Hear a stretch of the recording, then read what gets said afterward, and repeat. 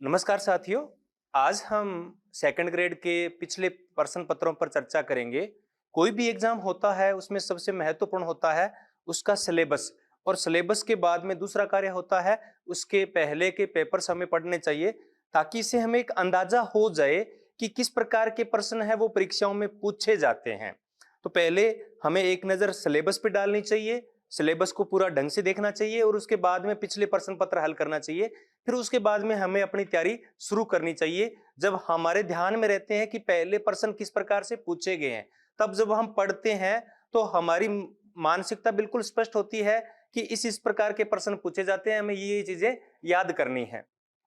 तो पहले एक नजर हम सिलेबस पे डालते हैं। वैसे सिलेबस आपने देख ही लिया होगा, तो इसमें हम समाजशास्त्र के ये कुल 5 पॉइंट्स हैं, इन पे देखेंगे। तो 5 पॉइंटों में समाजशास्त्र का सिलेबस दिया हुआ है और इसमें कुल 18 नंबर के प्रश्न पूछे जाते हैं। कितने के? 18। पिछले जितने भी प्रश्न हैं उनमें से 18 प्रश्न है वो समाजशास्त्र से पूछे गए हैं। तो समाजशास्त्र का सिलेबस है वो 5 बिंदुओं में डिवाइड है। पहला है समाजशास्त्र का अर्थ, प्रकृति और परिप्रेक्ष्य, बिल्कुल आसान है। दूसरा, कुछ मौलिक अवधारणाएं दी गई है जिनमें से समाज क्या है, समाज का अर्थ, परिभाषा और प्रकार, सामाजिक समूह, परिस्थितियों, भूमिका, सामाजिक परिवर्तन। तो अगर हम ज्यादातर प्रश्न पूछे देखें तो समाज से और सामाजिक समूह से ज्यादा प्रश्न पूछे जाते हैं, सामाजिक परिस्थिति और भूमिका से बहुत कम प्रश्न पूछे जाते हैं। तीसरा है पॉइंट्स है वो है जाति एवं वर्ग का है। तो जाति भारतीय समाज की एक विशिष्ट विशेषता है, अद्वितीय विशेषता है। तो स्वाभाविक से बात है कि इससे प्रश्न है वो अवश्य पूछे जाते हैं। कुछ सामाजिक समस्याएं हैं, जातिवाद, सांप्रदायिकता, गरीबी, भ्रष्टाचार और एड्स, इन पे भी प्रश्न पूछे जाते हैं। और कुछ अवधारणाएं हैं, हमारे भारतीय समाज की कुछ विशेषताएं हैं, वर्णाश्रम व्यवस्था, पुरुषार्थ, धर्म, विवाह एवं परिवार। तो ये बिल्कुल सामान्य सा सिलेबस है समाजशास्त्र का, और इसमें जो प्रश्न आते हैं वो भी बहुत ज्यादा डिफिकल्ट नहीं आते हैं, बिल्कुल इजी प्रश्न आते हैं।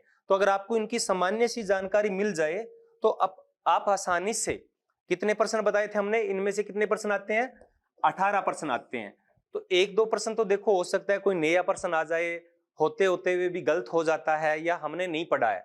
अगर आप इनको इजी वे में पढ़ते हो तो मुझे उम्मीद है कि 15 या 16 नंबर आप इसमें से 18 में से आसानी से ले जा सकते हो, बिल्कुल आसानी से। बहुत ज्यादा डिफिकल्ट आपको जाने की जरूरत नहीं है और कोई अलग से पुस्तक पढ़ने की भी आवश्यकता नहीं है। आपकी जो भी पुस्तकें हैं उनमें भी समाजशास्त्र का मैटर दिया हुआ है। अगर नहीं है तो टेलीग्राम का ग्रुप बना हुआ है मेरा, तो उसमें आपको इसकी पीडीएफ मिल जाएगी। तो अगर आप उनको पढ़ते हो तो आप लगभग 15, 16 या 16, 17 प्रश्न है वो आसानी से कर सकते हैं। तो आप चर्चा करते हैं पहले कौन कौन से प्रश्न है वो पूछे गए हैं।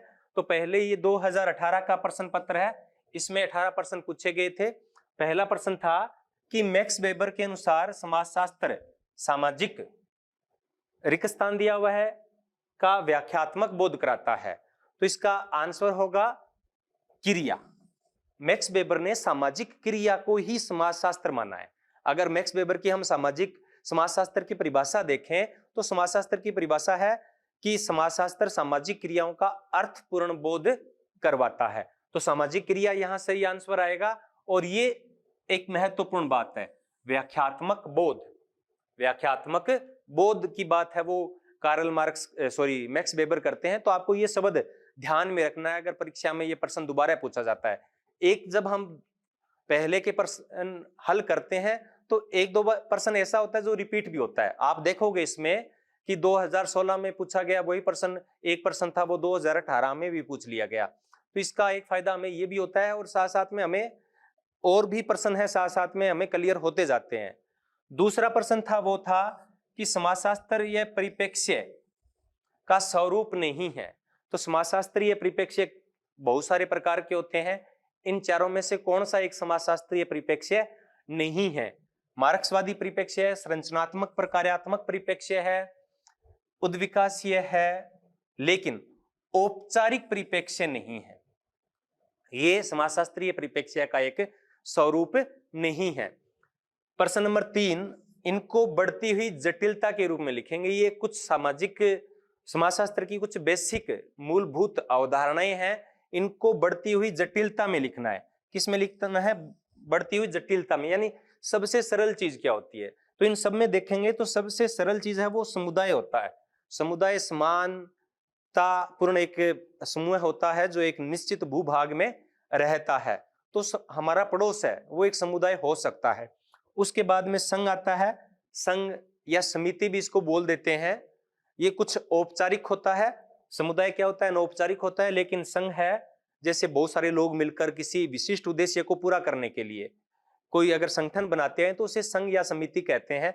जैसे कि हम सालासर बालाजी दर्शन के लिए जाते हैं, या जयपुर से लोग हैं वो कहीं और खाटू श्याम जी को अगर दर्शन को आते हैं तो वो उन्होंने अलग अलग संघ बना रखे हैं। तो कुछ लोग मिलकर विशेष उद्देश्य की पूर्ति के लिए संगठित होते हैं तो उसको हम संघ कहते हैं। तो ये थोड़ा सा जटिल है। उसके बाद में समाज है और उसके बाद में राज्य। राज्य है वो सबसे अधिक जटिल है।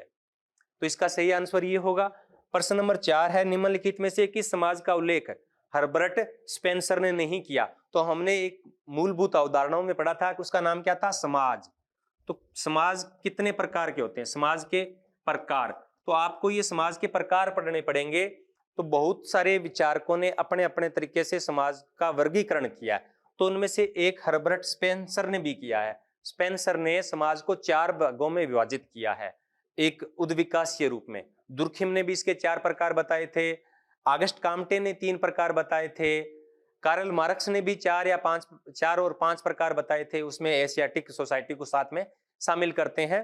तो स्पेंसर ने भी 4 प्रकार बताए थे, लेकिन उनमें जटिल समाज का वर्णन है वो हर्बर्ट स्पेंसर ने नहीं किया था। तो अब आपको ये पढ़ने हैं। जब आप इनको पढ़ो तो आपके दिमाग में होने चाहिए कि समाज के प्रकार कौन कौन से हैं, क्योंकि ये पहले प्रश्न पूछा जा चुका है।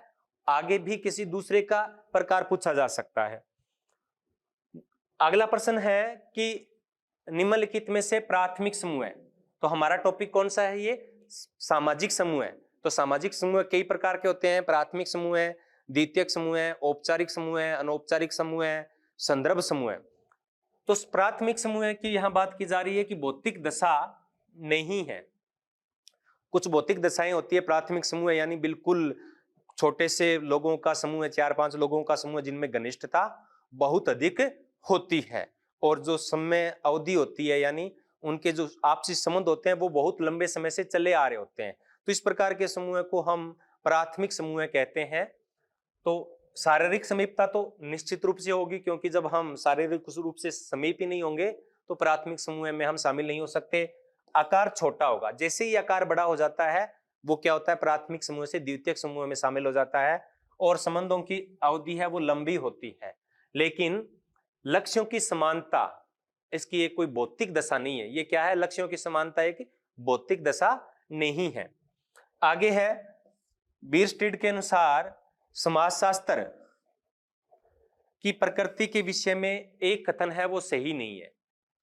तो आपको यहां बीयरस्टेड के लिए आपको डाउट होने की जरूरत नहीं है। आपको तो देखना है कि समाजशास्त्र की प्रकृति कैसी है।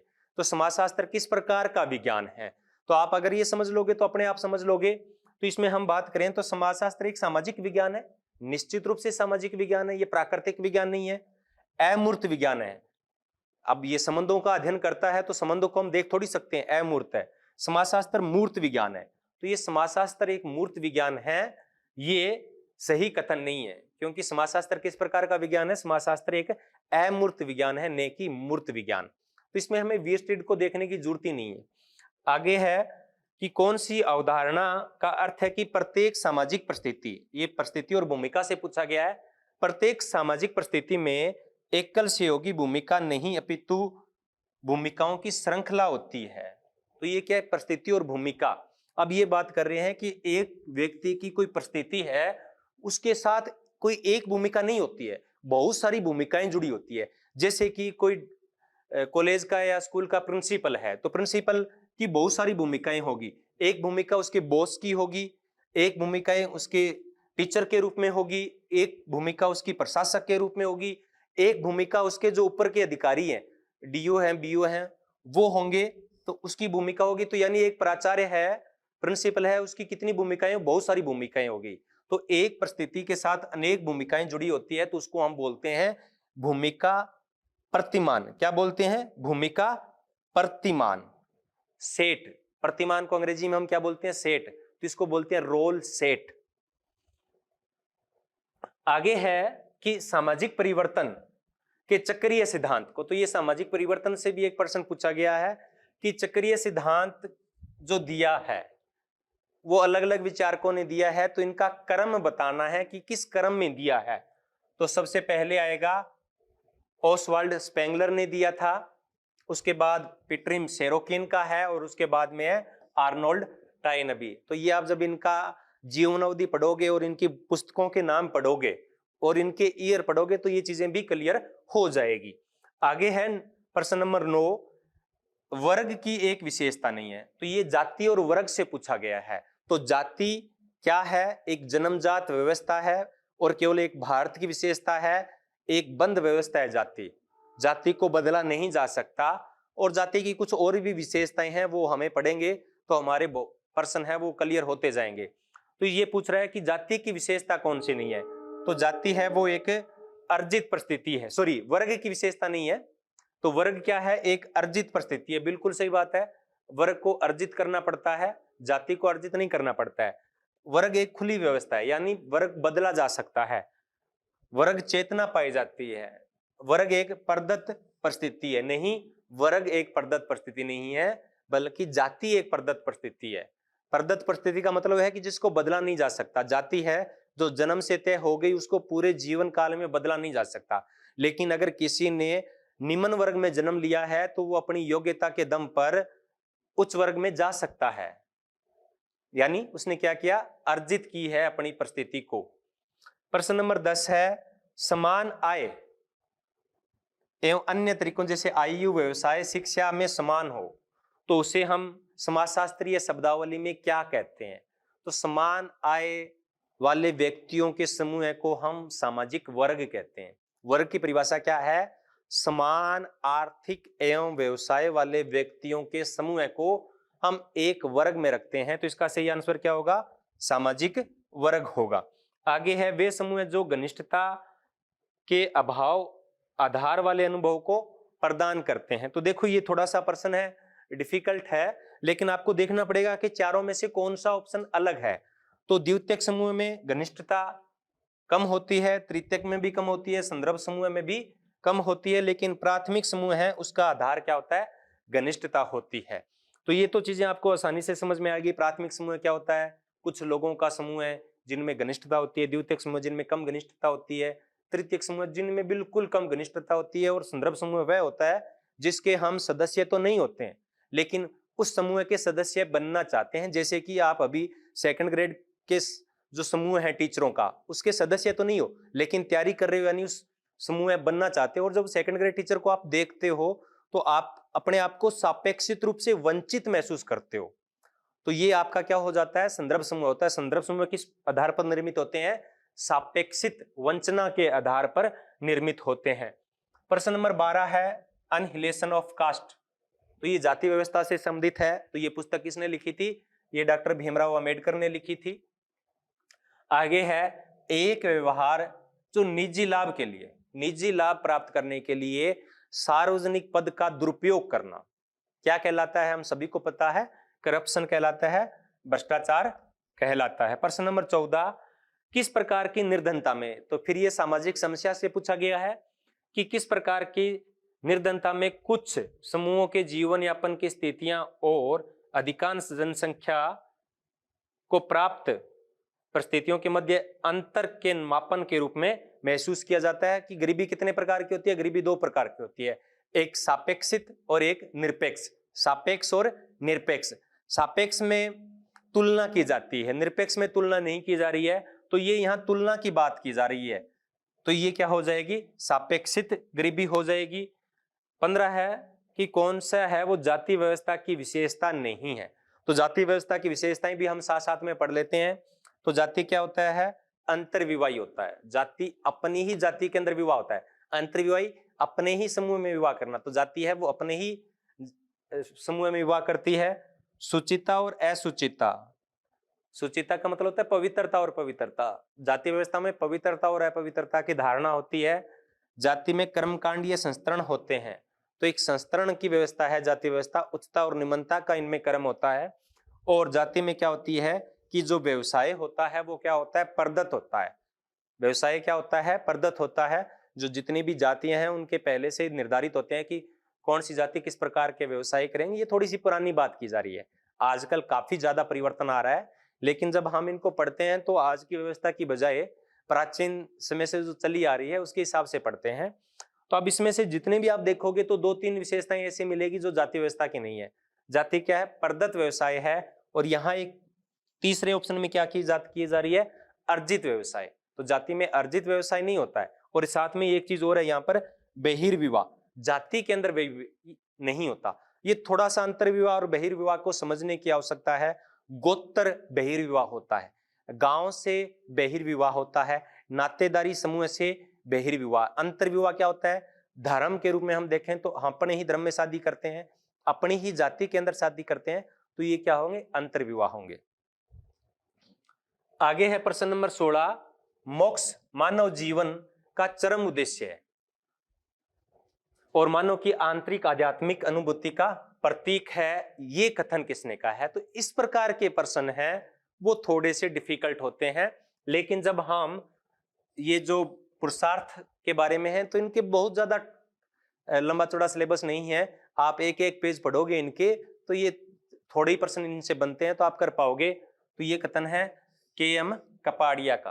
किसका है, के.एम. कपाड़िया का। वैदिक संस्कृति में कौन सा पंच महायज्ञ गृहस्थ के द्वारा संपादित नहीं किया जाता है, तो ऋषि यज्ञ है वो गृहस्थ द्वारा संपादित नहीं किया जाता है। निम्नलिखित में से कौन सा सिद्धांत परिवार की उत्पत्ति के संबंध में नहीं है। तो परिवार की उत्पत्ति कैसे हुई उसको लेकर कई सिद्धांत हैं, जैसे कि आवासीय,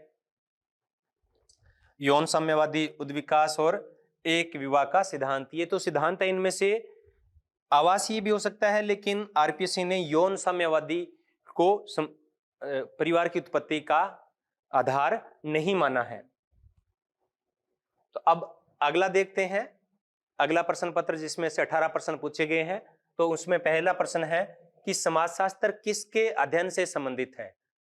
तो समाजशास्त्र किसके अध्ययन से संबंधित है, तो विज्ञान कोई भी होता है, विज्ञान कोई भी होता है तो वो क्या किसका अध्ययन करता है, वो क्या है का अध्ययन करता है। तो इसका सही क्या होगा, क्या है।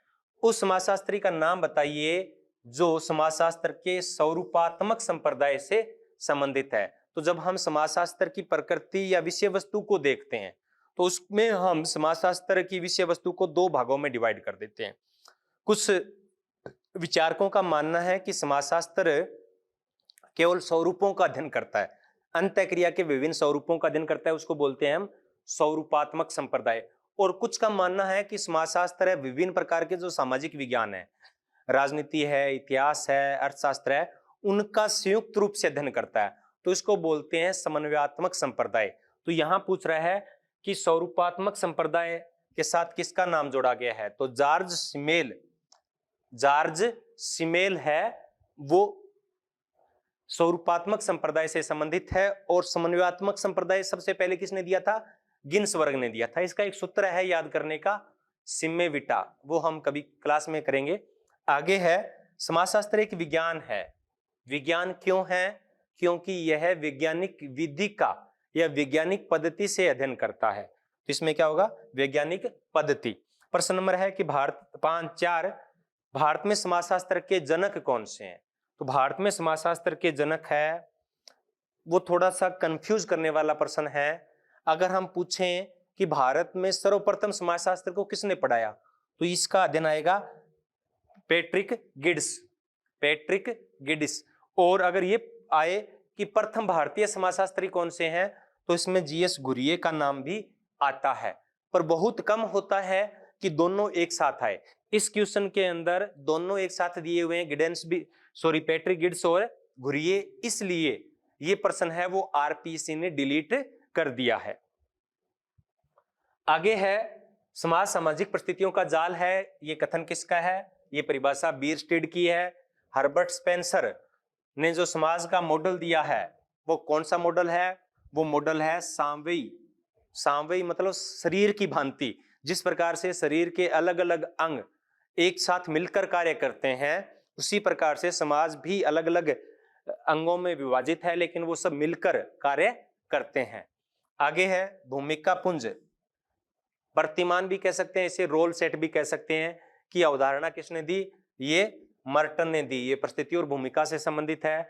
सामाजिक संरचना का अंग नहीं है, सामाजिक संरचना का अंग नहीं है, तो सामाजिक संस्था, सामाजिक प्रतिमान, सामाजिक समूह, ये सब सामाजिक संरचना के अंग है। सामाजिक समस्याएं हैं, वो सामाजिक संरचना का अंग नहीं है। आगे है निम्न में से सामाजिक परिवर्तन के चक्रीय सिद्धांत का प्रतिपादन किसने किया? तो समाज में सामाजिक परिवर्तन किस रूप से होता है, इसको लेकर 2-3 सिद्धांत है। उद्विकासीय सिद्धांत, चक्रीय सिद्धांत, संघर्षवादी सिद्धांत। तो उनमें से ये पूछ रहा है कि चक्रीय सिद्धांत का प्रतिपादन किसने किया? तो स्पेंसर है, उसने उद्विकासीय सिद्धांत दिया। काम्टे ने भी उद्विकासीय सिद्धांत दिया। कार्ल मार्क्स ने भी उद्विकासीय सिद्धांत दिया। स्पेंगलर ने उद्विकासीय सिद्धांत नहीं दिया, चक्रीय सिद्धांत दिया है। तो इसका सही आंसर होगा स्पेंगलर। आगे है प्राथमिक समूह की अवधारणा का प्रतिपादन किसने किया था? तो C.H. कुल्ले। किसने किया था? C.H. कुल्ले ने प्राथमिक समूह की बात की थी, उसके बाद में द्वितीयक समूह के बारे में बताया था। आगे है जाति की उत्पत्ति का धार्मिक सिद्धांत। तो जाति की उत्पत्ति के अनेक सिद्धांत है। उद्विकासीय सिद्धांत है, धार्मिक सिद्धांत है, व्यवसायिक सिद्धांत है। तो इनमें से धार्मिक सिद्धांत है वो किसने दिया? तो वो दिया था होकार्ट एवं सेनार्ट ने। होकार्ट एवं सेनार्ट ने दिया था। रिजले और घुरिये ने कौन सा सिद्धांत दिया था?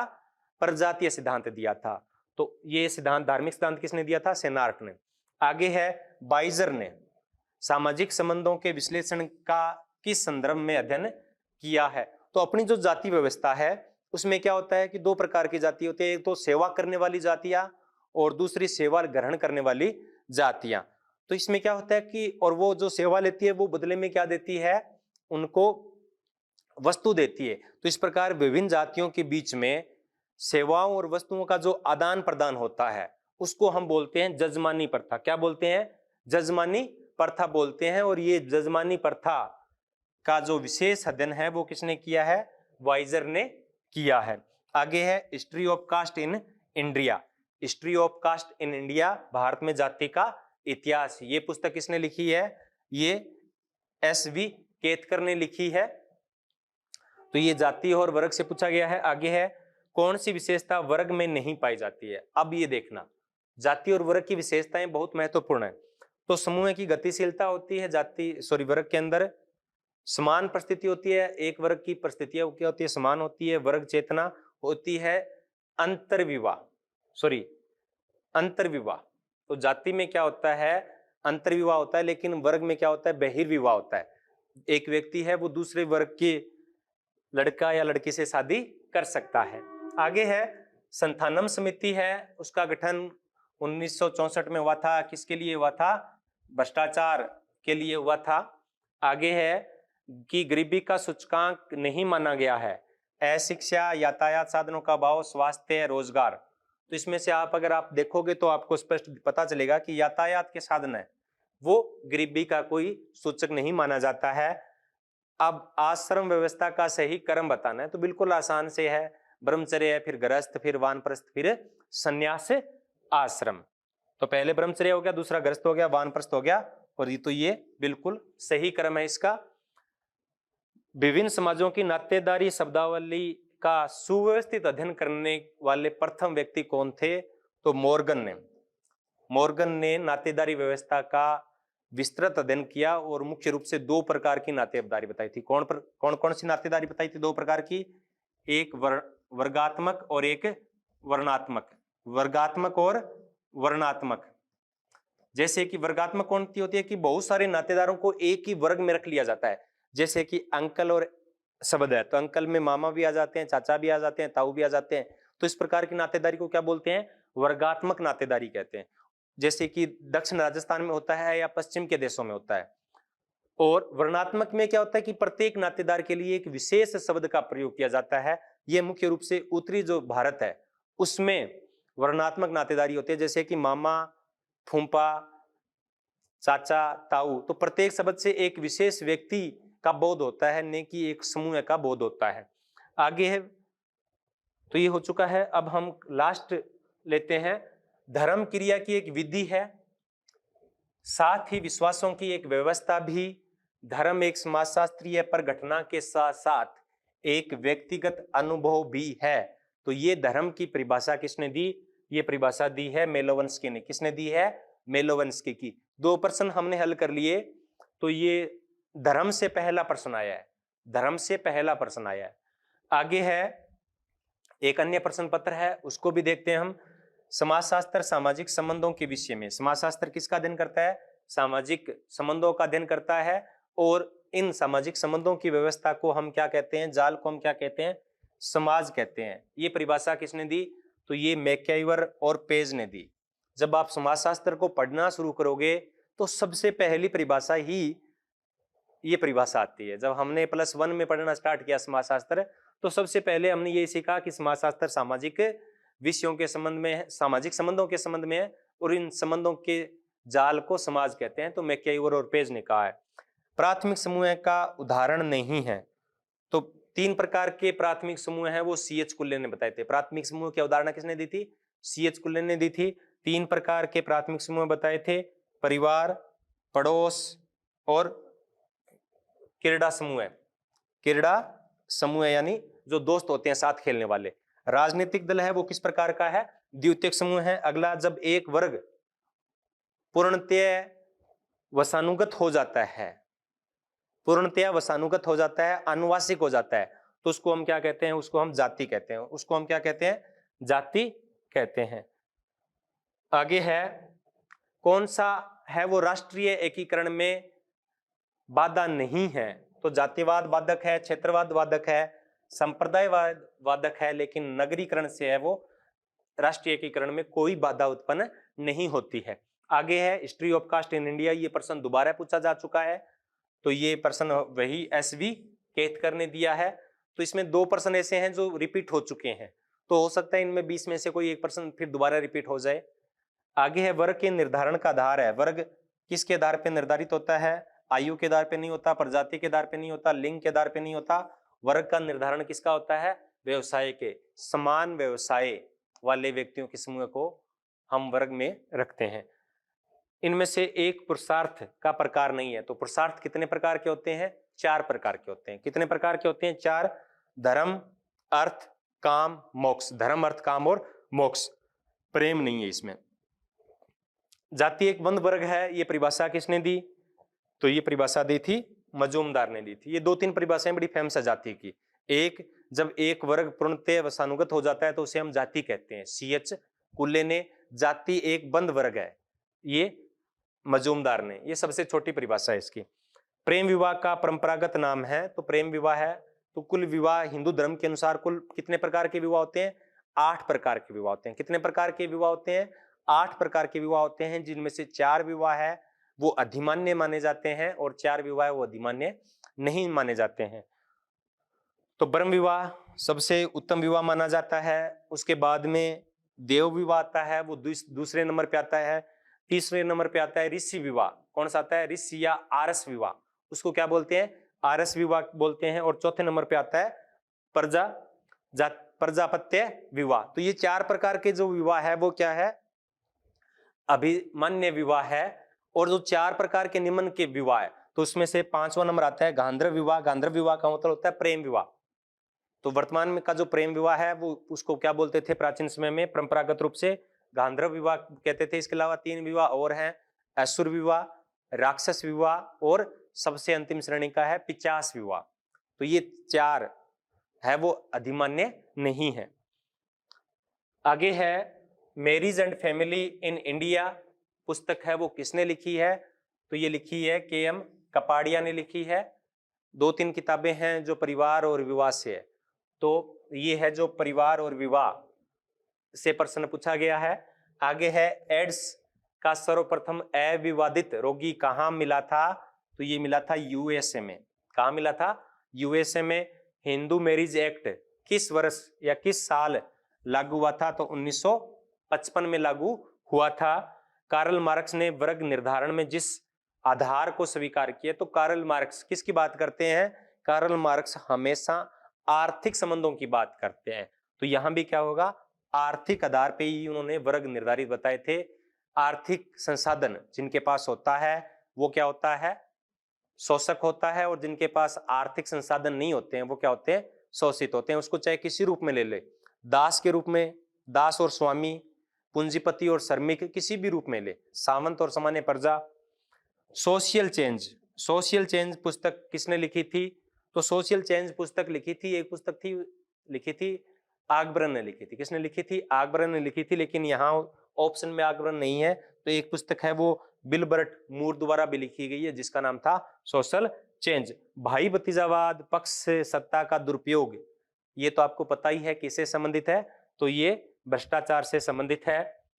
आगे है प्रश्न number 16, the Protestant ethics and the spirit of capitalism. तो ये पुस्तक है वो किसके द्वारा लिखी गई थी? मैक्स वेबर द्वारा लिखी गई थी। किसके द्वारा लिखी गई थी? मैक्स वेबर द्वारा लिखी गई थी। समाजशास्त्र शब्द का प्रथम उपयोग किसने किया? किसने पहली बार कहा या समाजशास्त्र को विकसित करने का प्रयास किया था? तो जब ये आएगा अगस्त काम्टे ने 1838 में। कब?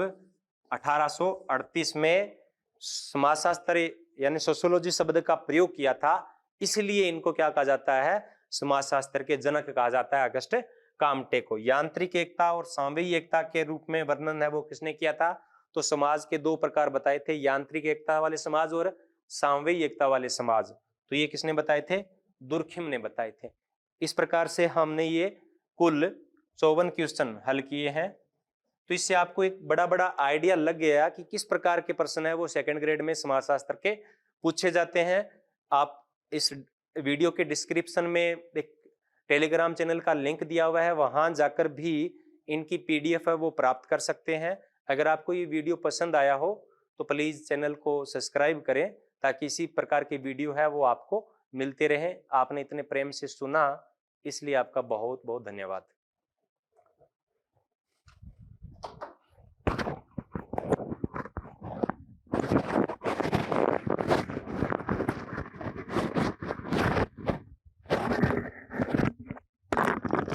मिले हो तुम हमको बड़े नसीबों